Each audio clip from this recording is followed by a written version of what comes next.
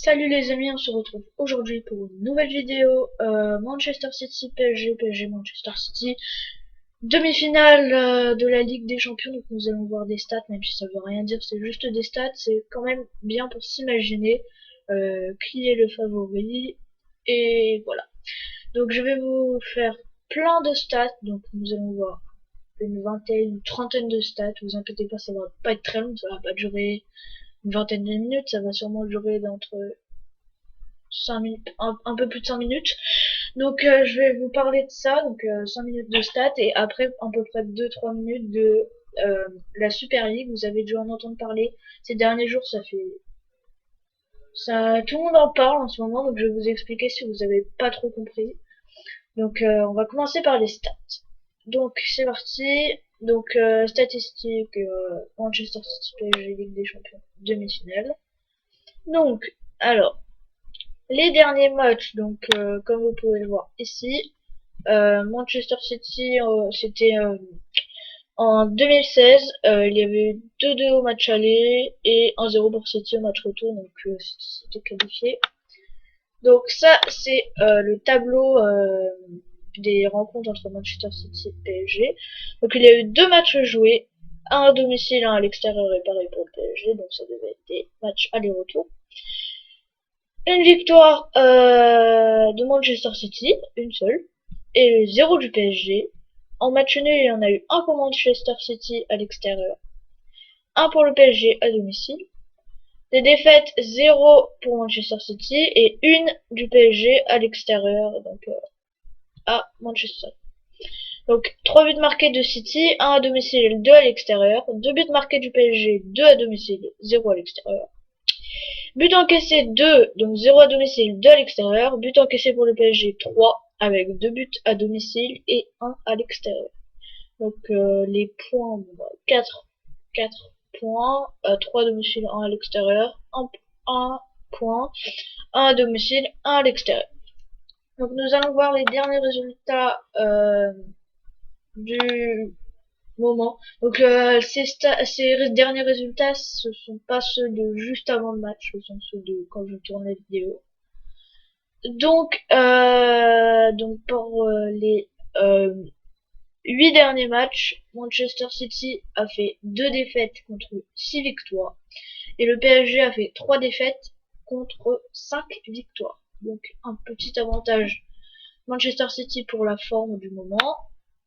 Donc PSG Manchester City, donc ça c'est sur par rapport aux résultats dessus. Donc match joué 8, 3 à domicile, 5 à l'extérieur. Donc 8 pour le PSG pareil, 5 à domicile, 3 à l'extérieur, c'est l'inverse. Victoire 6 de Manchester City, 2 à domicile, 4 à l'extérieur, 5 du PSG, donc un peu moins. 0 nul des deux côtés, 2 défaites pour Manchester City, une à domicile, une à l'extérieur. Donc ils avaient perdu contre Leeds. Là juste il y a ce week-end, le 10 avril.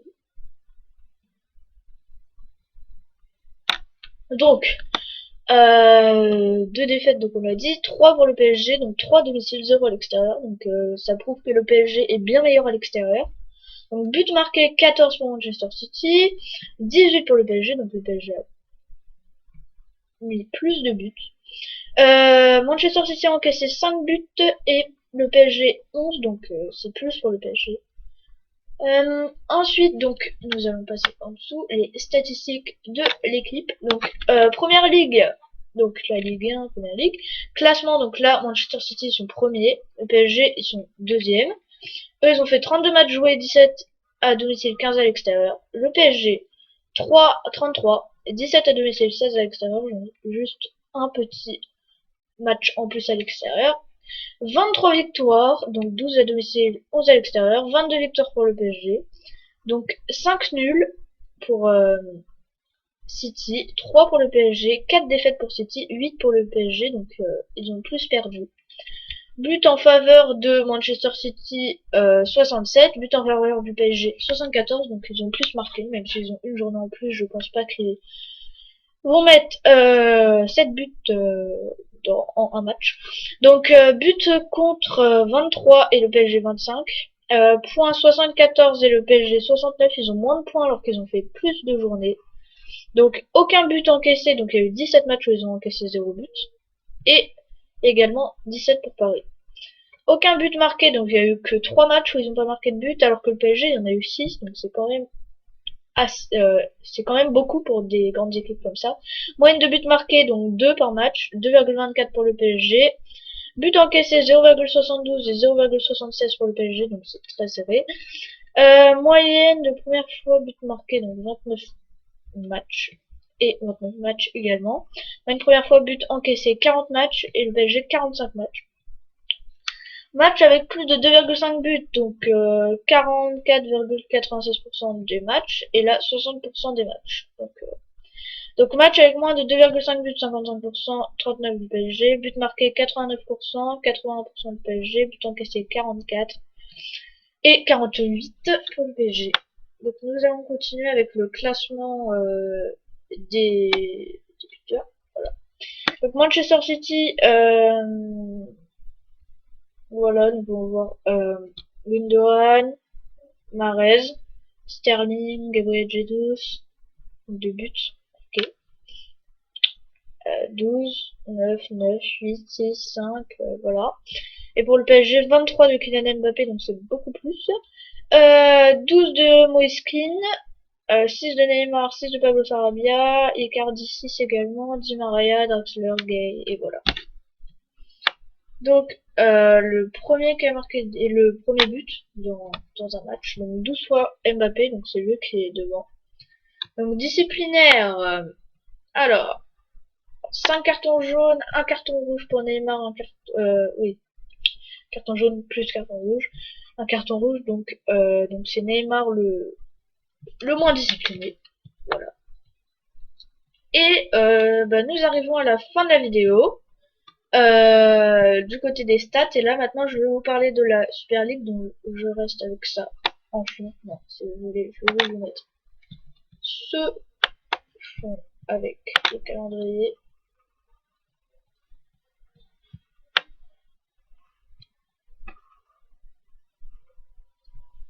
Voilà. Donc, je vais vous expliquer tout ça. Alors, le Real Madrid, pardon, Florentino Pérez a décidé ainsi de vouloir créer une ligue à 12 clubs pour réunir les meilleurs clubs et surtout gagner plus d'argent parce qu'ils disent que l'UEFA ne leur verse pas assez d'argent. Donc il se ferait un petit peu une ligue privée entre eux avec, je vous donne des exemples, la Juventus, l'AC Milan, l'Inter Milan, l'Atlético Madrid, le Real, le Barça, Arsenal, Chelsea, Manchester City, Manchester United, j'en oublie, je crois Liverpool, et je crois que c'est tout. Le PSG et le Bayern ont refusé cette proposition. Tout le monde n'est pas d'accord sur cette petite ligue et apparemment ça rapporterait plus d'argent aux clubs qui participent à cette ligue. Donc tous les ans ils gagneraient à peu près 300 millions et plus. Voilà, donc tout le monde a réagi et l'UEFA surtout a réagi parce qu'ils ne sont pas du tout d'accord avec cela. Parce que eux, ils ont leur Ligue des Champions et donc ça va anéantir la publicité et tout ça. Donc l'UEFA va devenir, ça va totalement baisser le revenu parce que du coup la Ligue des Champions va être jouée avec des petits clubs, enfin c'est pas des petits clubs, mais il y aura l'Ajax, Porto, donc des clubs un peu moins forts. Donc l'UEFA a même dit qu'ils allaient mettre des sanctions en vigueur. Donc l'UEFA pourrait, aux clubs qui participent à cette compétition, pourrait les exclure de leur ligue nationale. Donc le Barça de la Liga, la Juventus de la Serie A et de la Première Ligue, Manchester City, Manchester United, etc. Liverpool. Et aussi également les joueurs qui participent à cette ligue privée. Les exclure de leur sélection nationale, ne pouvant pas participer à l'Euro et à la Coupe du Monde. Donc ça a fait vraiment réagir. Mais je pense vraiment que cette ligue ne se fera pas et j'espère. Et du coup que que votre Ligue des Champions continue comme ça. Je pense que c'était juste pour faire un petit peu peur à l'UEFA pour qu'il leur verse un peu plus d'argent. Voilà, donc une petite révolution des clubs, et si ça arrive, eh ben, ce serait vraiment une catastrophe. Et en fait, le monde du football aurait changé en à peine 3 jours. Donc j'espère que cette vidéo vous aura plu, j'espère que je vous aurai bien expliqué pour la Super League. Donc lâchez un like, abonnez-vous si ce n'est pas fait, si vous avez bien aimé cette vidéo. Et je vous souhaite un très bon match pour Manchester City, PSG, PSG Manchester City, les demi-finales. Allez Paris!